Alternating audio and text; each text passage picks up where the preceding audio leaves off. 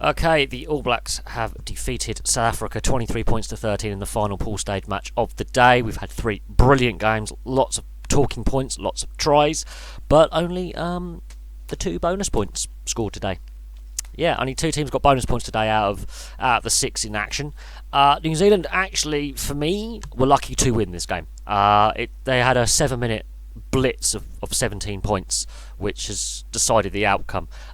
They won the game because of South Africa having a 7-minute spell of just completely switching off and allowing a team that had been so stuck in their own 22 to escape and score 2 brilliant counter-attack tries. The skill set on show for those 2 tries is outstanding. And in their own respects, Africa's try, the skill set on show for that was outstanding. The second half was almost like watching Sevens for the skills and handling and the pace of the game for 40 minutes in that second half. Now, Andre Pollard scores the first penalty on 2 minutes. He will then miss a penalty not long before Mwanga scores New Zealand's first points on 21 minutes. And this is where the game changes. New Zealand had no outball. Playing Barrett at fullback in this instance was a risk, and it was not paying off for the first 20 minutes. It wasn't. He's better at fly half. They played him at fullback. That is a calculated risk that hasn't necessarily gone wrong today, but it meant that structurally getting out, New Zealand didn't have an outball. Mwanga, his kicking from man is more short range kicking, and they needed a hoof downfield. They needed to clear their lines and get their defensive line further up the field, and they couldn't do that. And the only reason why they got those 2 tries was South Africa imploded for 7 minutes. South Africa quite literally had a mental breakdown for 7 minutes. Faf de Klerk pushing a pass that he didn't need to push because South Africa were dominant at this point leads to the Bridge try. Now, Bridge has got a great try scoring record at international level. It's actually a scary try to game ratio for an All Black winger. They seem to create these All Black wingers. I don't know where they find them, but his try was very, very, very, very good on 23 minutes. Counter-attack try from the Faf de Klerk overplaying. Scott Barrett's try, the handling skills on display there from forwards and backs, you can't replicate that. That is intuitive, support the ball carrier, and it's intuitive. That's not taught. That is skill. That is natural ability for these players, and other teams can do it as well. It's not just the All Blacks who can do that, but that is a stereotypical All Black try. Under pressure, struggling to get out, and in the space of 3 minutes they've scored 2 tries, and they looked like they could score 50 points at this point. It looked like South Africa had completely imploded and their game plan had failed. They did recover and they stopped the bleeding. And at half time it's 17 points to 3, and New Zealand have blitzed South Africa for 7 minutes. Between 21 and 26 minutes, in that period of time, they score 17 points in 6-7 minutes. It's insane. Yes, Andre Pollard, that second kick at goal when he hits the post, he should have gone for the corner because South Africa were on top. They needed to get a 5-point score out of that possession, and they did not. And that will be something they learn going forward. The second half, I have to admit, in total, on the balance of play, take the score sheet out of it, South Africa were the better side. They have a blueprint there on how to beat the All Blacks. Ireland copied that blueprint to a certain extent with containment in November last year. South Africa did it in September last year, and they've drawn this year against the All Blacks. They know how to contain this All Black side and make them look human. And the All Blacks didn't actually look as fluid and as fluent as they have done in 2015 and 2011. This All Black side is beatable. The du Toit try, Steph du Toit, that shouldn't be a try. Defence around that ruck was shocking from the All Blacks, a team that prides itself on being the best in the world. Sloppy. There was no one behind the ruck. The pillars, they're walking. They are walking into defence there. And Faf de Klerk gives Steph du Toit the call, or vice versa. There's some communication, some signal. There's no one there.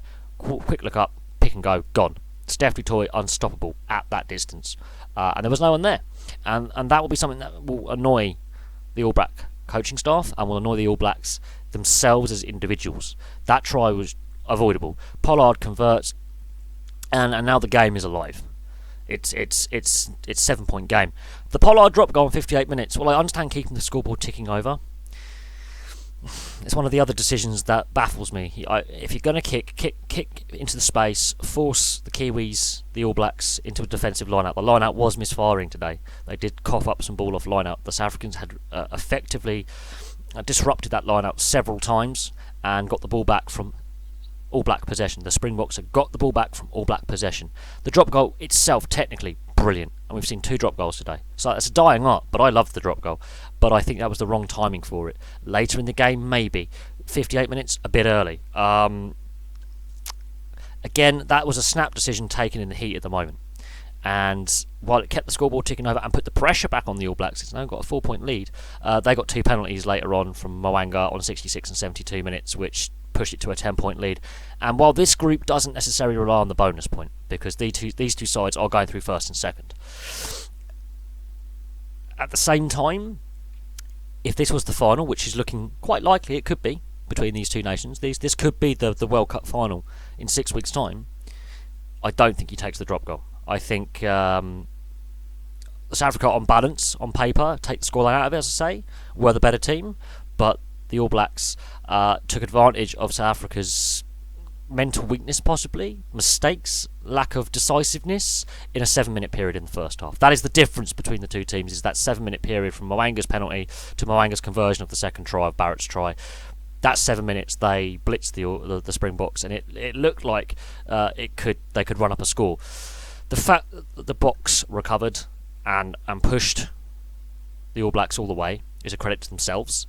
Both sides will be happy with their attacking play, but both sides will be critical of some of the decision making and defence, because at times the All Blacks did also look very, very vulnerable, and other nations that have a chance of winning the World Cup, Tier 1 nations, will look at how the All Blacks played in this game and see a lot of weaknesses there. They'll also look at the Springboks and go, decision making is their weakness, and the All Blacks, when you put them under pressure and don't give them an out ball and sort of strangle how they're getting the ball, they do have some weaknesses there. Barrett at fullback, is he going to stay at fullback, or will he move to fly half? Will Moanga stay at fly half, or will he be the backup fly half? These are tactical questions that will be asked, but for now, New Zealand get their World Cup campaign off to a good start. South Africa miss out on the bonus point, which will frustrate them, but on another day, that's 23 points to 13 to the Springboks. I honestly believe that that game could have gone either way. It just came down to that 7-minute spell. And the way South Africa played in the second half was like New Zealand in that 7-minute spell in the first half. That was a very loose, open game. Very strange South African performance in a sense, but a positive South African performance going forward. That they still have that power game, but there's more skill to their game now. The All Blacks, they look human.